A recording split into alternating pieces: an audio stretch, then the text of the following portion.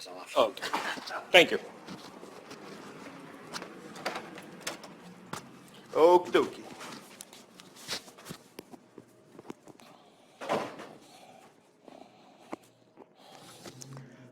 Okay, so this is what I have today. I'll give you the handout of the syllabus and everything within a week as soon as I figure out how to send emails through Canvas. Okay, so what we'll do today is review of vectors and matrices. We'll have 2 lectures, review of vectors and matrices, and then we'll have 8 lectures on linear algebra, followed by another 8 lectures on convex optimization. Okay, so 8 lectures on linear algebra will be the material for the midterm, and 8 lectures for the optimization, convex optimization will be in the final exam. And these first 2 lectures will be a review of vectors and matrices. Okay, so what we'll do today is we'll look at some basic properties of vectors and matrices, then vector norms, matrix norms, inner product of vectors and actually of matrices too, then what are block matrices, how to handle block matrices, and then the last topic will be gradient and Hessian of a multivariate function, a function of multiple variables. That's a multivariate function. Okay, I'm skipping some of the most elementary topics like multiplication of 2 matrices, determinants, inverse, rank of a matrix, and so on. Okay, so here are some basic properties. Inverse of a square matrix. A inverse is the inverse of the square matrix A. A is a square matrix. So number of rows is equal to the number of columns. A inverse A equals A inverse equals I. I is the identity matrix. The identity matrix consists of all 0 elements except the diagonal elements, which are all 1s. AB inverse equals B inverse A inverse. Don't ever say AB inverse equals A inverse B inverse. Always recognize that in matrix algebra, A times B is not the same as B times A. Sometimes B times A might not exist. Okay, so never make that mistake. So AB inverse is equal to B inverse A inverse. Determinant of a square matrix. I'll use this notation for the determinant. The determinant of the product of 2 matrices A and B is, I can write it as det AB or between 2 vertical bars AB, which is equal to determinant of A times determinant of B. So the determinant of the product of 2 matrices is equal to the product of their determinants.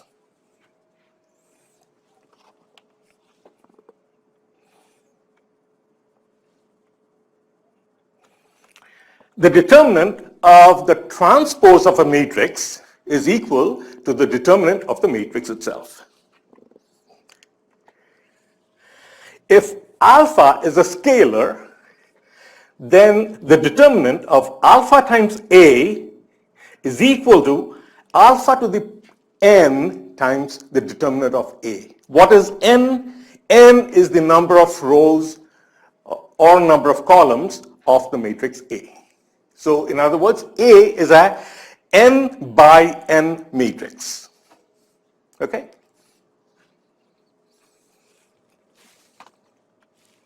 So if you multiply a 3 by 3 matrix by alpha, then the determinant of alpha times A will be alpha cubed times the determinant of A. The determinant of an inverse of a matrix is equal to 1 over the determinant of the matrix. Now this is a quick formula that you can use for some of your calculations. Determinant of I plus AB transpose is equal to 1 plus A transpose B. Now A and B lowercase denote vectors. Okay, uppercase are matrices, uppercase bold are matrices, lowercase bold denotes vectors, and all vectors would be column vectors, not row vectors. Okay, so AB transpose is a matrix, but A transpose B is a scalar value.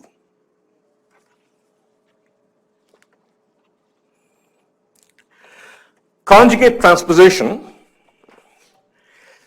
Okay, this, when you're dealing with complex matrices, the elements of the matrix have real and imaginary values. Then, instead of transposition, we use the Hermitian operation. That's equivalent to the transposition when you're dealing with complex numbers. So how do you define the Hermitian of a matrix A? It's equal to A star transpose. So you take the complex conjugates of all the elements of the matrix, and then you do the transposition. So instead of 3 plus J5, you'll have 3 minus J5. That's the complex conjugate, star operation, and then you do the transposition. AB transpose is equal to B transpose A transpose.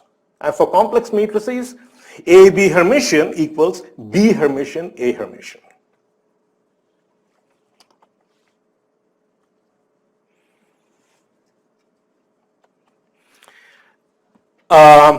By definition, a matrix is Hermitian if its Hermitian is equal to the matrix itself. And if we are dealing with only real matrices, then a matrix is symmetric if A transpose equals A. That's the definition of a symmetric matrix. And we generalize symmetry to the complex matrices by defining this Hermitian matrices. Trace of a square matrix. So the trace of a square matrix is summation k equals 1 through n. N is the dimension of the matrix. That's the number of rows or number of columns of the matrix. Summation of A sub kk. So kk, these are the diagonal elements. So you just take the sum of the diagonal elements of the matrix, and that's equal to the trace of the matrix. Turns out that trace of the product AB is equal to trace of BA. That's only if AB and BA both exist. And that's the case when we have square matrices. If A and B are both square matrices, then AB exists, and separately BA also exists. But it doesn't mean that AB equals BA. Okay? However, the trace of AB equals trace of BA. A transpose A equals trace of AA transpose. If A is a column vector, then AA transpose is a square matrix. And its trace is equal to A transpose A. A transpose A is a scalar. Woodbury formula, and I'm going to show you how to derive the Woodbury formula. That's our first example. I've skipped giving you trivial examples because one of the prerequisites of this course is a course on linear algebra, and I assume that everyone understands basic linear algebra. So let's go over to this Woodbury formula, and I'll show you a derivation. Any questions so far? Okay. Actually, I misspoke. Sherman-Morrison formula is a special case of the Woodbury formula. And this is the Sherman-Morrison formula, and we'll derive we'll show that the left-hand side of this is equal to right-hand side. Okay? So how do we do this proof? On the left-hand side, you see A plus BC transpose. A plus BC transpose inverse, right? What happens if I pre-multiply both sides with A plus BC transpose? A plus BC transpose times A plus BC transpose inverse equals the identity matrix, right? So I have to prove that the identity matrix is equal to if I pre-multiply this with A plus BC transpose. So let's do just that. This is the proof. This is the right-hand side, and what I've done is pre-multiply the right-hand side with A plus BC transpose, right? What should this give me according to this Sherman-Morrison formula? It should give me the identity matrix, correct? Because the left-hand side is A plus BC transpose inverse, and I'm pre-multiplying this with A plus BC transpose. So what's the first step after this? I'll open up the parentheses, correct? But I have to preserve the order of the matrices every time. So this is equal to A plus BC transpose A inverse minus A plus BC transpose times this. A inverse BC transpose A inverse over 1 plus C transpose A inverse B.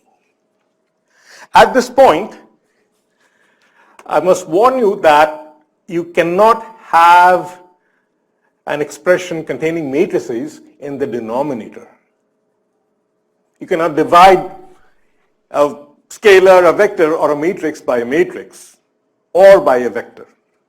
You can only divide by a scalar. In this case, C transpose A inverse B is a scalar. So 1 plus C transpose A inverse B is also a scalar, and therefore this division is valid. Okay? Okay, so now this is what I have. Now let's simplify further. I opened up this, so this is A inverse plus BC transpose A inverse. I'm always preserving the order of the appearance of these factors. I cannot write BC transpose A inverse. I cannot write this as A inverse BC transpose. Or I cannot write this as A inverse C transpose B. Remember that, okay? The order is very important. Minus of, I bring this to the numerator. A plus BC transpose times this, A inverse BC transpose A inverse, and the denominator is a scalar.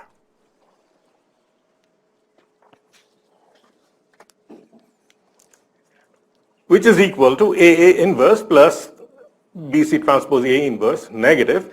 I open up this bracket here, so instead of A plus BC transpose, I have expanded this.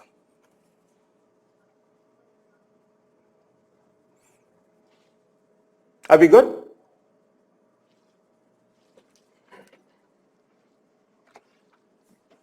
So this is what I have so far. Next step, I'll do something clever. Here, you see there's B and B in the left-hand side of both, right? So I can factor out the B. I have C transpose A inverse, and here I have C transpose A inverse, both to the right, so I can factor it out. What do I have in the middle? B is to the left, C transpose A inverse is to the right. What I have here for this term is a 1. And for this term, I have, so B comes here, C transpose A inverse comes here. What I have remaining is C transpose A inverse BC transpose. Sorry, C transpose A inverse B, because C transpose A inverse is here outside. And why did I do this? You see, in the numerator now you have 1 plus C transpose A inverse B, and that's the same thing as in the denominator, correct? Furthermore, this is a scalar. It's very important to note that this is a scalar. And if it is a scalar, only if it is a scalar, then you can bring it to the left. You are not allowed to do this with matrices. Remember that always, okay? So I bring it to the left. Now, what should I do in the next step?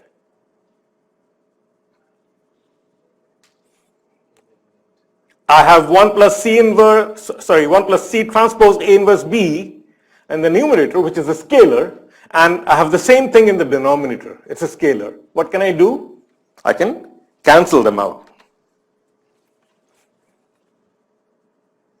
Correct? Okay. So that's what I just did. I canceled both the numerator and the denominator. The 1 plus C transpose A inverse B. So that gives me this third term. So I have I plus BC transpose A inverse. I forgot to mention that this was, in the previous slide, this was A inverse, right? Or either that or, yeah, it was A inverse. And that's the identity matrix. So I plus BC transpose A inverse minus, what do I have here is BC transpose A inverse, BC transpose A inverse. Plus BC transpose A inverse minus BC transpose A inverse. So they cancel out. What I have left is I, the identity matrix. So that's the identity matrix. What I just did was prove that A plus BC transpose times the right hand side is equal to the identity matrix. And that completes our proof. Okay, now I'll demonstrate a wrong approach. Okay. And you'll see why this is wrong. Don't do all these operations blindly. You have to apply a little bit of thinking before you proceed every step in these kind of proofs. Okay, so what I do here is I take BC transpose A inverse. You see BC transpose A inverse on both sides, here and here. So I take BC transpose A inverse outside. I factor it out and place it on the left. And then I write I plus BC transpose A inverse. Sorry, 1 plus BC transpose A inverse here.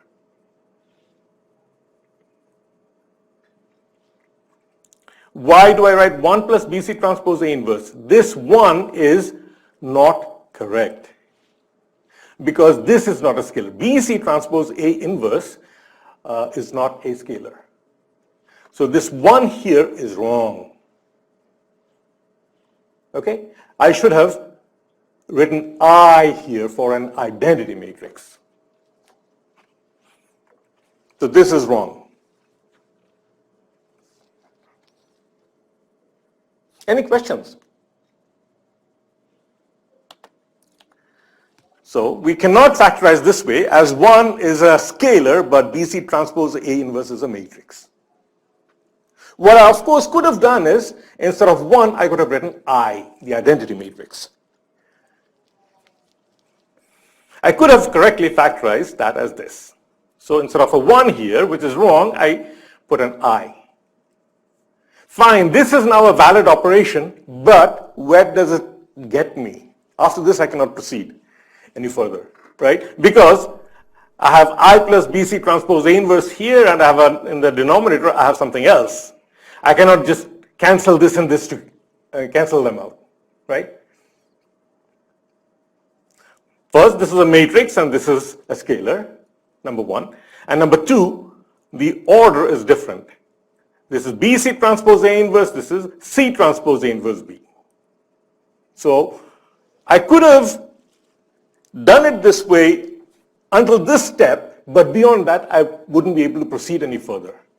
So the first method that I show you, I intelligently factored out some things to the left and some things to the right, and then I was able to match the numerator and the denominator, and then I was able to cancel them. Okay, so you have to think a little more carefully than you would with scalars. Leads to nowhere, as we simply could not have, or as we, could not have simplified further. Okay? So this is an example of how you handle vectors and matrices.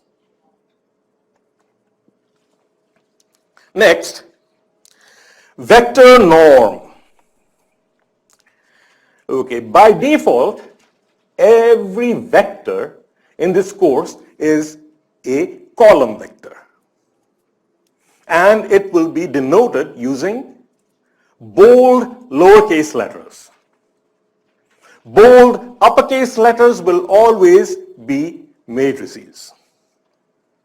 And italics will be used for scalars, mostly in the first half of this course, and later on for sets as well. Okay? So this is a vector. What's the dimensionality of this vector? N.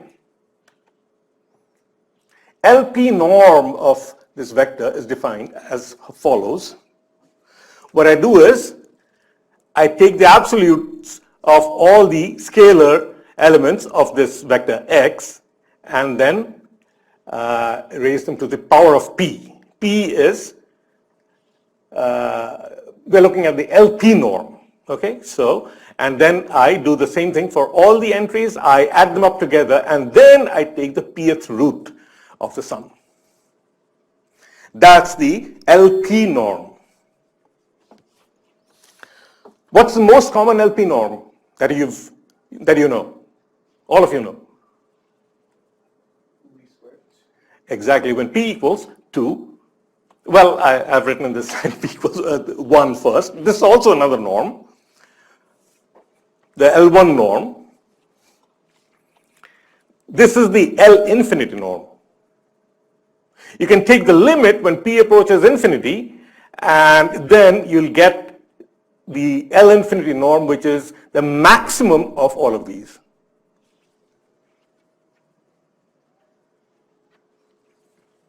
Do you know why that happens? See, consider all these entries, x1 through xn. When you're raising them to the power of p, and when p is very high, which of these terms will dominate? The one which has the highest value, right? x1, if x1 is higher than xn, then x1 to the power of p will be much higher than xn to the power of p, correct? And so the one which has the highest value of these entries, x1 through xn, that one will dominate, and the other terms will be much smaller, and you can drop them out when p approaches infinity, and then so you're left with the maximum element to the power of p, and then you're taking 1 over p of that. So that leaves us with maximum of that element itself. Now this is the norm that you are so familiar with. That's the L2 norm, also called the Euclidean norm. And by default, unless the value of p is specified, see here I've specified p equals 1, correct? Here I've specified p equals infinity. Now unless you have something appearing in the subscript, by default it'll be the L2 norm. See here, I don't have the subscript 2, so this is the L2 norm, which is the Euclidean norm, which is also equal to square root of x transpose x. Okay, one property of the LP norm is the norm is always greater than or equal to 0. And it's only equal to 0 when the vector is a zero vector. All the elements of the vector are zeros. Only in that case is the LP norm equal to 0. Otherwise, the LP norm will always be greater than 0.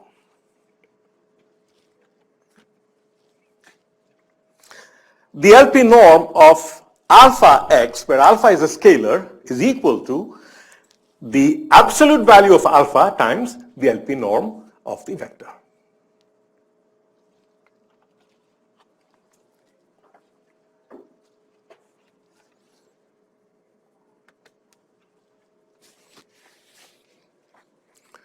Triangle inequality.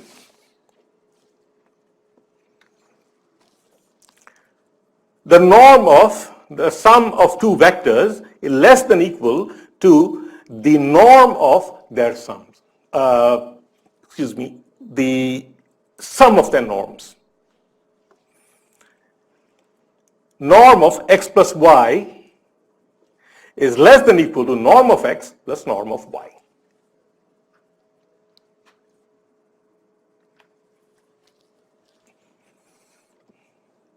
Inner product. The inner product is always a scalar.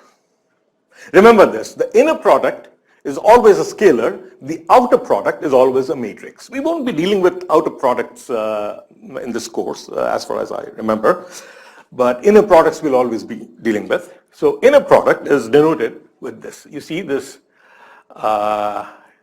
this kind of brackets on both sides. So this is the inner product of the vectors x and y. Both x and y have to have the same dimensionality. And typically, this is how we define the inner product. Inner product is, now when you have this equal with a little triangle, that means it's a definition. Okay? So by definition, the inner product of x and y is x transpose y, which is the same as y transpose x.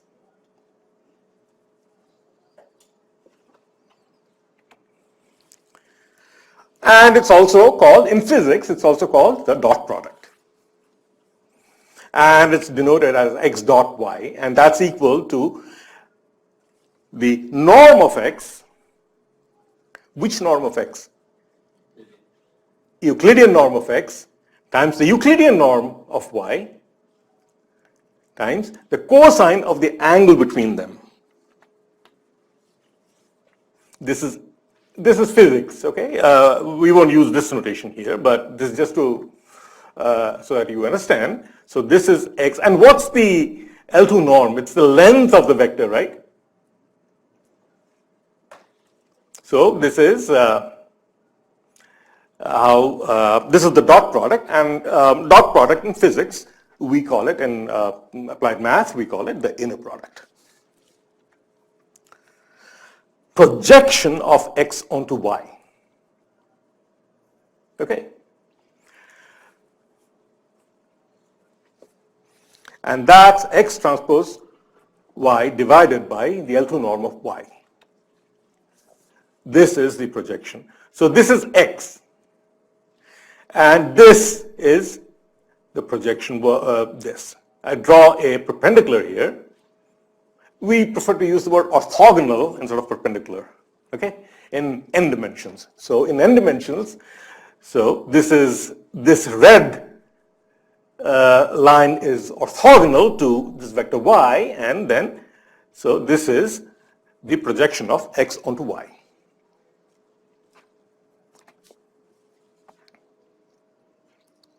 Cauchy-Schwarz inequality. The L2 norm, actually any LP norm would work here, but you need to remember this for L2 norms.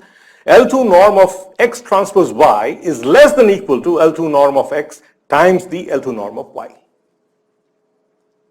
Why is that? Because you have the cosine theta, right? This is equal to this. And cosine theta is always less than equal to 1. Whence you have this less than equal to sign here.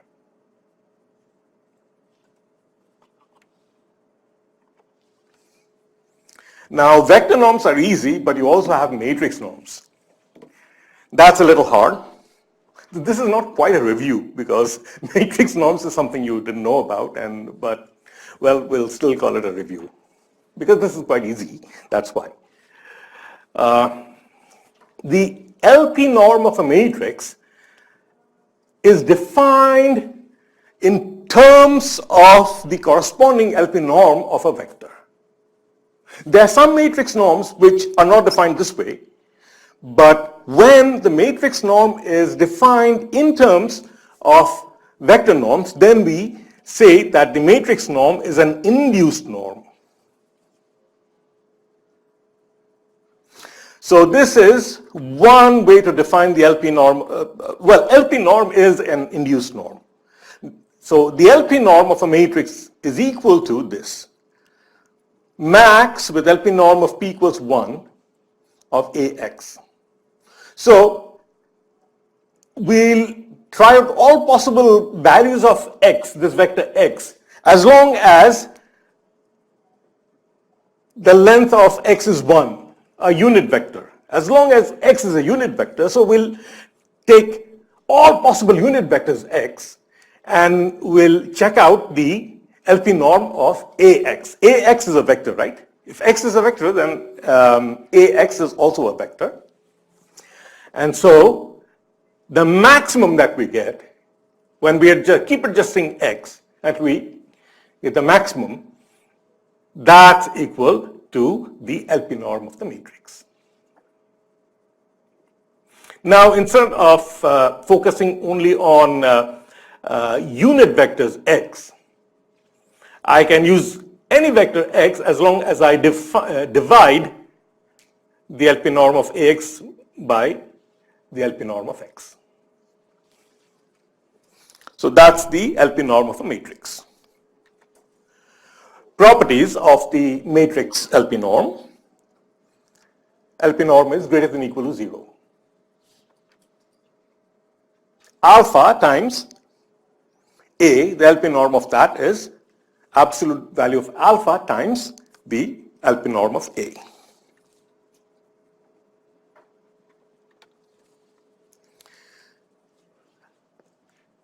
The LP norm of AB, the product AB, is less than or equal to the product of their LP norms.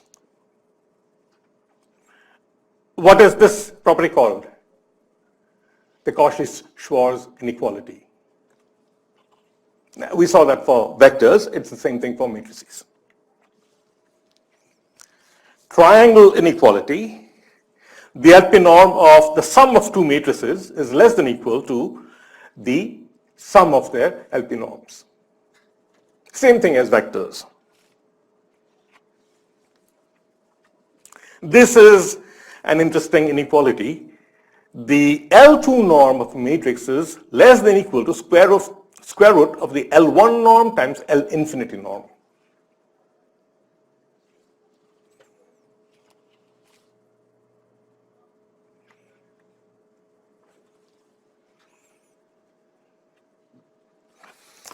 Okay.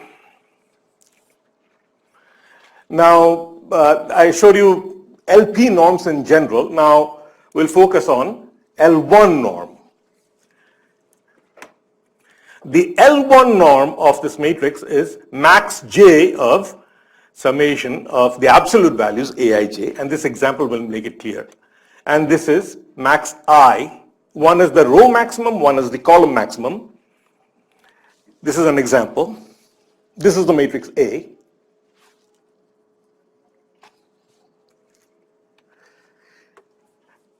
The L1 norm is, what I do is, I'm looking at the sums of this, absolute values of each column, 2 plus 1 plus 2, and then the second column is 4 plus 2 plus 1, third column is 3 plus 3 plus 1, and so this is 5, this is 7, this is 7. Take the max, that's 7. That's the L1 norm of this matrix. For L infinity norm, we reverse this. So what we do is, we look at each row instead of each column. We look at each row and do the same set of operations. So we take the absolute values of their sums, sums of their absolute values, 2 plus 4 plus 3, then 1 plus 2 plus 3, and 2 plus 1 plus 1, and then you get 9. Okay?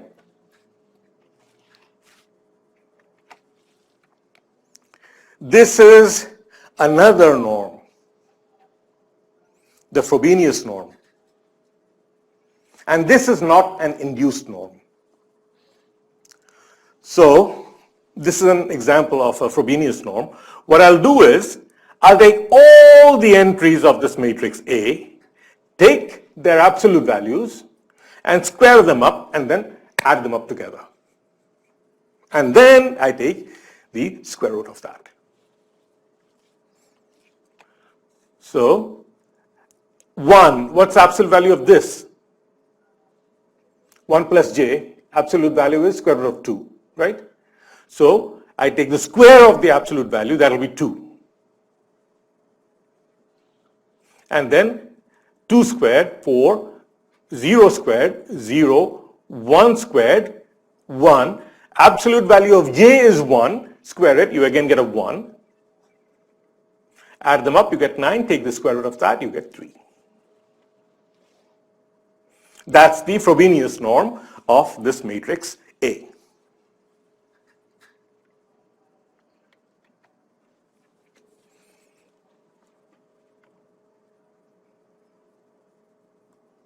Now, let's verify this. So the Frobenius norm is equal to trace of, square root of the trace of A times A Hermitian. So if this is A, then A times A Hermitian, now you see the Hermitian of A here. So 1, then 1 plus j, the complex conjugate of that is 1 minus j, right? Negative 2, it doesn't have any imaginary parts. Then 0, negative 1, and j, you get 0, negative 1, and negative j. Correct? So then I take the product of that, I get this.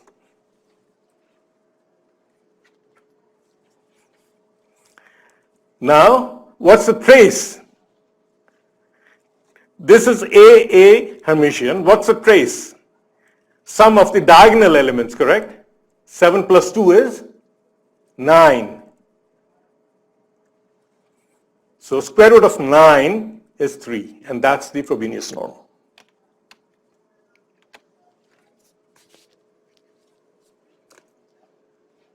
Okay? Are we good so far?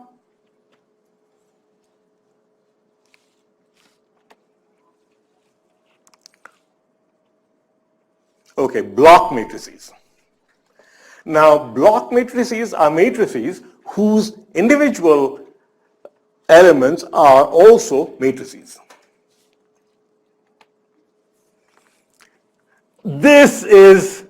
These matrices here actually, all three of these matrices are block matrices.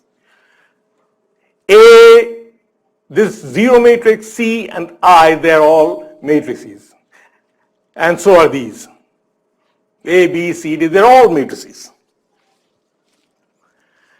Now, the way you handle block matrices is just like normal matrices, but you should always pay attention to the order of the multiplication. So, A times I is A times A inverse B is not the same times A inverse BA. Okay, the order is always important. So, let's prove this. Proof. So, I take the left side. And just like I would do with scalars, matrices with scalar elements, I'll do the same thing with vectors, keeping in mind the order of the appearance of these submatrices, A, B, 0, I, and so on. So I get AI plus 0, 0. That's AI plus 0. Then A inverse B plus 0 times this. 0 times this D minus C A inverse B is 0. 0 times any matrix is 0. 0 matrix times any matrix is 0, but 0 times any, if 0 is a scalar, then scalar 0 times any matrix is also 0. So this gives me 0. Then C times I plus I times 0 gives me C times I plus 0. Then C times A inverse B plus I times D minus C A inverse B. What's I times D minus C A inverse B? Identity matrix is like 1 in scalars. Okay, so you pre-multiply or post-multiply any matrix with the identity matrix, you'll get the matrix itself. So I times this D minus C A inverse B is equal to D minus C A inverse B. Okay, and so this last element of this matrix is C A inverse B plus I times this, which is this itself, D minus C A inverse B. Okay? Next step, what do you see here? C A inverse B, and then you have negative C A inverse B. They will cancel out. And what do you have here? I can ignore, I don't have to write the zeros. Right? What's AA inverse? AA inverse is the identity matrix. Right? So I don't write it. I get B here. This is A times I plus 0. I drop the 0. I don't have to write the I either because A times I is equal to A. So write A here. I drop the I here, the identity matrix. A times A inverse is the identity matrix, which I ignore, and I'll just write B here. This is C, and this is, if once C A inverse B and negative C A inverse B are cancelled out, I get D here. So this is A, B, C, D, which is equal to the right-hand side. Okay, so you have to pay attention to the order of the different factors within each entry when you're dealing with block matrices.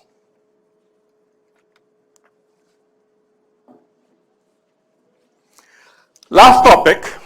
Now here we're dealing with something that's nonlinear. Okay, a multivariate function.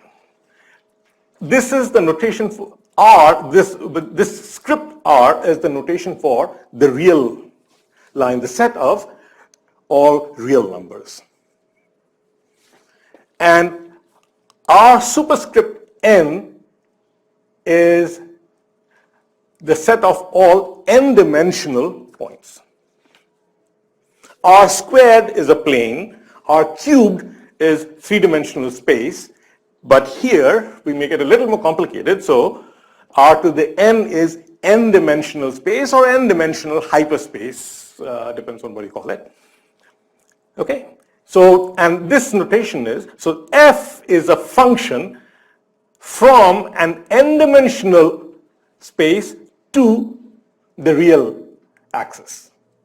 Okay, in other words, it takes n scalar variables, it's a function of n scalar variables, and the function itself is a scalar.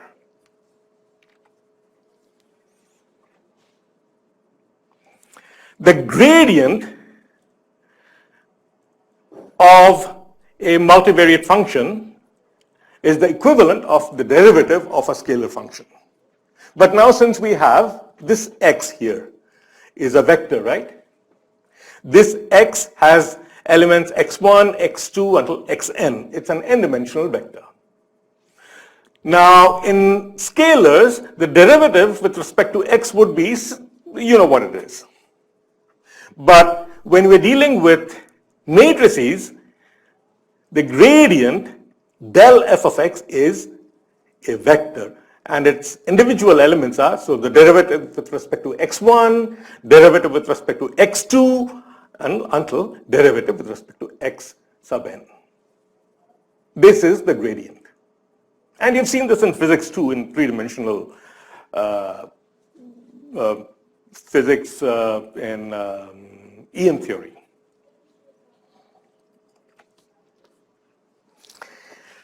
So the gradient is the equivalent of the derivative in scalars.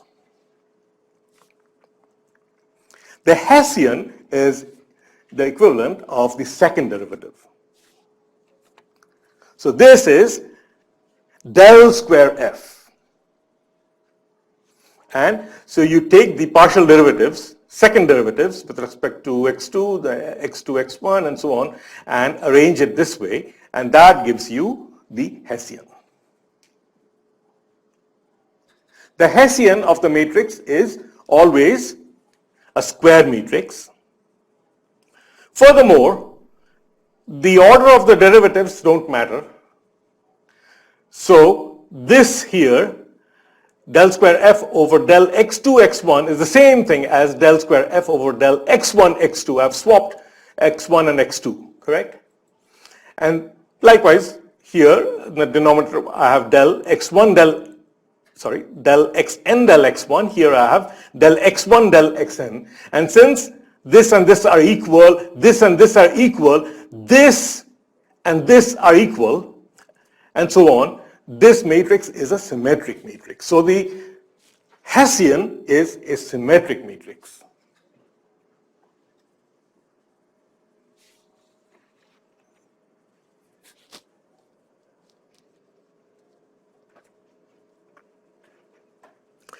You know what's a quadratic function in one dimension. In n dimensions, this is a quadratic function. X, the elements of X are x1, x2 until xn. And the elements of this matrix Q, I define Q this way, Q11, Q12 until Q1n, and so on. So this is the square matrix Q. F of x is half summation Qij xi xj, plus P is a vector whose individual elements are P1, P2, and so on. So P of I is the general, the ith element, summation of Pi xi. This is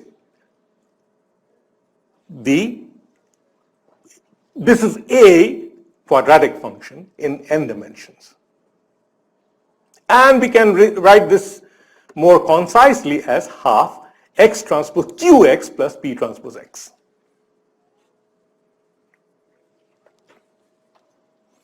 Okay?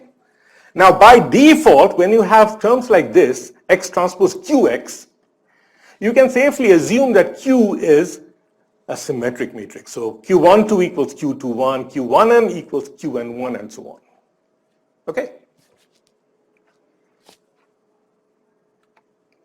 The gradient of this is a scalar. Half x transpose qx plus p transpose x is a scalar. Okay, the function is a scalar. It's a mapping from n dimensions to one dimension, a scalar. The gradient will be a vector. And so the gradient del f of x will be half of q plus q transpose x plus p.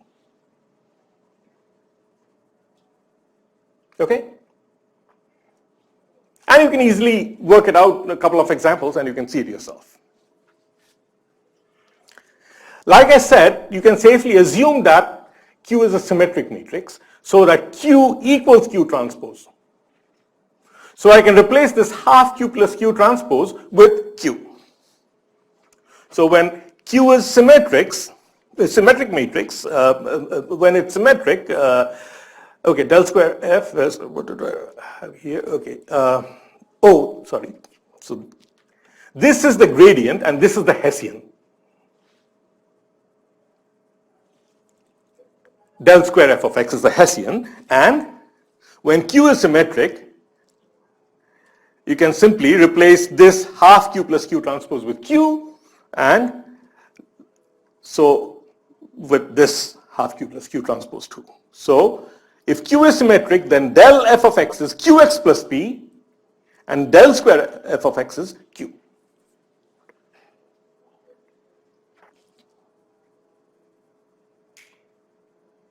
Example. F of x. Now x here is two-dimensional.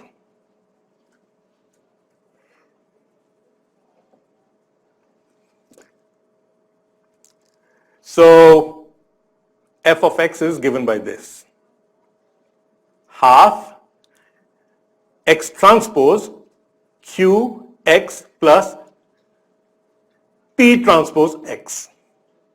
P is the vector 3, -1. P is a column vector too. Remember, by default, all vectors are column vectors. So if P is a column vector, then P transpose is a row vector. Okay? So this is my function, and when you simplify this, you get this.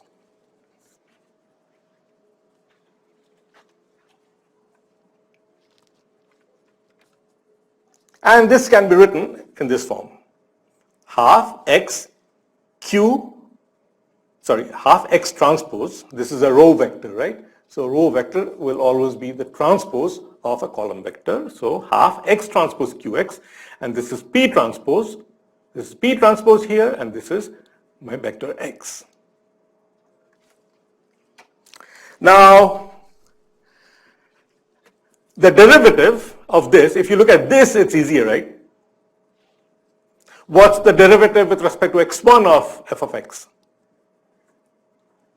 Twice x1 plus x2, right?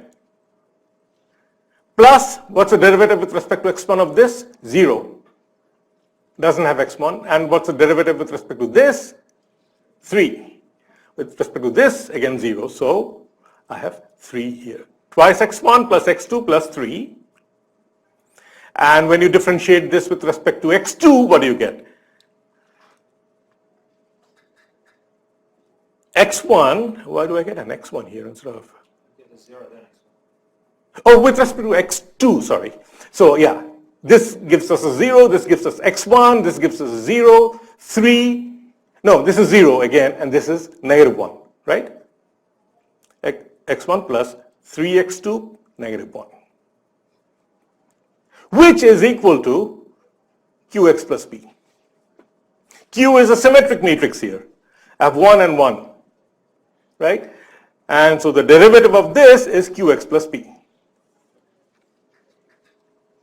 Second derivative,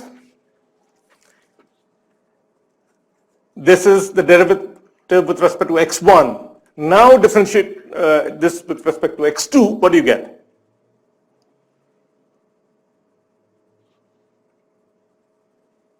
x1, x2 you'll get, no, this is the derivative with respect to x1 or x2? With respect to x1, so the derivative of this with respect to x2 would be 1. Oh, yeah, you have a 1 here. This is second derivative with respect to x1. So x1 again differentiate with respect to x1, you get 2 here. And likewise, you get 1 and 3, and so this is equal to q. So we just saw for this little two-dimensional example that these equations work out. If the function is half x transpose qx plus p transpose x, then its derivative is qx plus p. Remember, that's only when q is symmetric, and in most cases q will be symmetric. And the second derivative, the Hessian, would be simply q. It's a good idea to commit this to memory. And remember, this is only when q is symmetric. When q is not symmetric, then what do you have? You have to replace this with this q here with half of q plus q transpose. Likewise, this will be half q plus q transpose. Okay? Any other questions?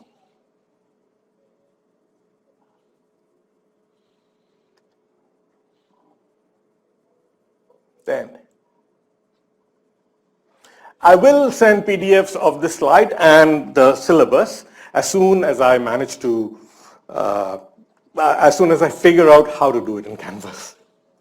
Okay?